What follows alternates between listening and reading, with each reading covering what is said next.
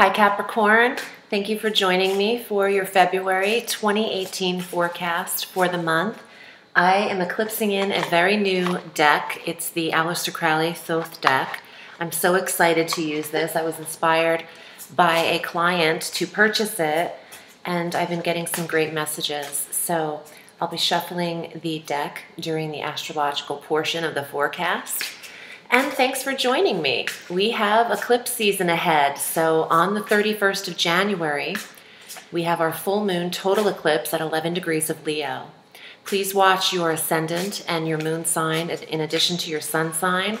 Your ascendant is so important, and that's where your astrology really resonates. So please watch all of them for a full cosmos dose. And your 8th house is impacted going into the month of February.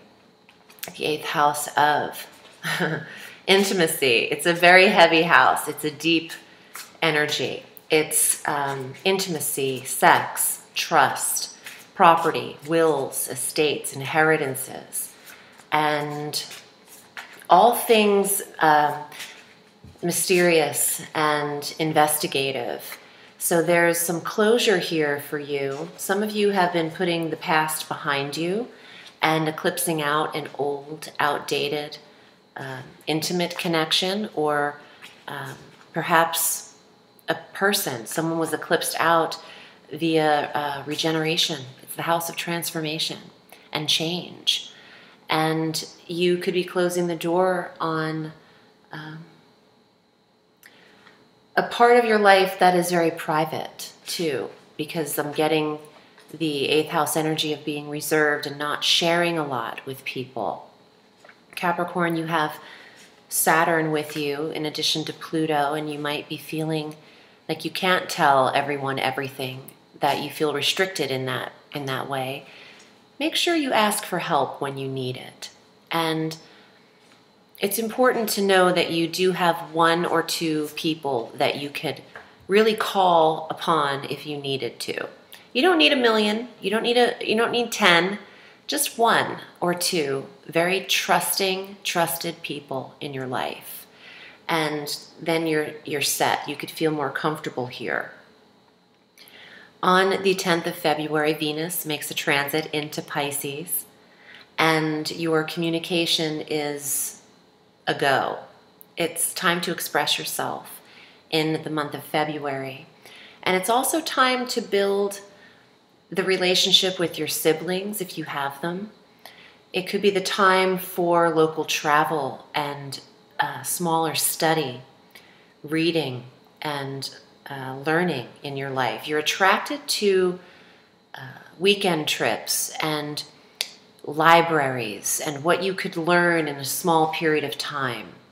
So small courses, even taking a college course, that you don't have to be a college student, but they have those community college courses where they offer them like 3 months at a time is what I'm thinking. Something that's not overwhelming would be effortless for Capricorn right now. Then on the 15th, we have our new moon partial eclipse, 27 degrees of Aquarius. This is good news for Capricorn. You are being eclipsed in an area that could increase your self-confidence and your self-worth and your actual worth, because this is the money sector, and there is a reset button mid-month in this sector for you. So you have the opportunity to realign your goals and your path to earnings. So obviously this applies to what you're doing for a living. It's also about other people believing in you and you believing in yourself, because it all has to start there. It all has to start with you trusting and believing that what you are setting out to do will manifest into something that you desire. And if you have that already, by the time Valentine's Day comes along, if you celebrate that, the day after this eclipse hits, you'll be ahead of the game for implementing your goals this 6-month eclipse period. You could be realigned in terms of work, promotion, how you're saving your money, what you're spending on, and getting your life together in all things wealth and how you generate an income. Following that eclipse, on the 17th, Mercury, the messenger, enters Pisces, where Venus and Neptune are stationed. And then on the 18th, the sun follows that energy into Pisces. So the third house of weekend trips. I think Capricorn needs to go to the beach. Even though it's, winter, I do feel like there's a connection with you going somewhere on the weekend that has to do with nature and being in touch with the earth as the earth sign that you are. February has a lot of fire, air, and water mixed throughout it. You need the earth in this combo for you, Cap, to ground you. And getting some true earthing on in your life, which is bare soles of your feet and bare palms in the earth. Get on the sand, hike with your shoes off. Well, not like massive terrains, but if you're in Griffith Park or some kind of park, you can take your shoes off here and there and walk on the sand or the beach, grass, get in the mud if you're into that. Do something to put your body in touch with the earth. Dip your hands and feet in salt water of the ocean. And there's a clearing and a cleansing energy that I'm receiving right now for Capricorn that I think is very healing and beneficial for you to remain somewhat grounded throughout this eclipse period. It is turbulent. It's shaky. That's what they do. They shake things up. All of this water in Pisces, all of the personal planet energies that head into Pisces will trine Jupiter and Scorpio, adding expansive energy to the third house of siblings, local travel, transportation, and communication, writing. If you're a writer, publish it. Get to work. You're inspired to be writing. Well, not inspired. That's not the right word. You have the mindset with Mercury and the attraction for writing and publishing and editing and journalism, expression, self-expression, all throughout the month. And Jupiter only adds to this in a very social sector of the 11th house for you. You could be connected with someone who could publish you for something. And I'm also hearing that for those of you who have invested a lot of time in a creative project but kind of put that on hold, it doesn't matter if it was done 5 years ago, 10 years ago, it's still new to someone now in 2018. So you might have shelved an idea or a concept of something that you wrote or created that is now being picked up years later. Could be years. This is a psychic clairvoyance I'm getting. And it's nothing that I had written. It's coming to me right now that for Capricorn, Capricorn rising, it ain't over. It's not over until it's completely over. Until you're not breathing in this life. So if they haven't seen it, it's new to them, is the message, which I love. Not everything is done like you think it is also a message I'm getting. I would like to draw your cards now. They're thoroughly shuffled. I'm going to draw them for the month.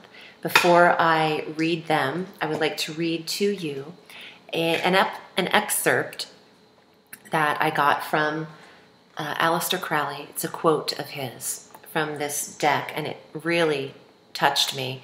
And every once in a blue moon, I will pay homage to an artist or a psychic or a tarot creator or someone who has inspired me, one of the great thinkers.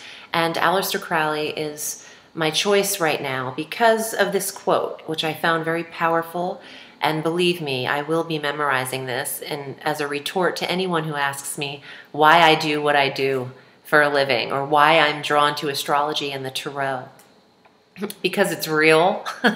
Because it's the real first religion before anything was ever written. But here's what his quote is, and I love it.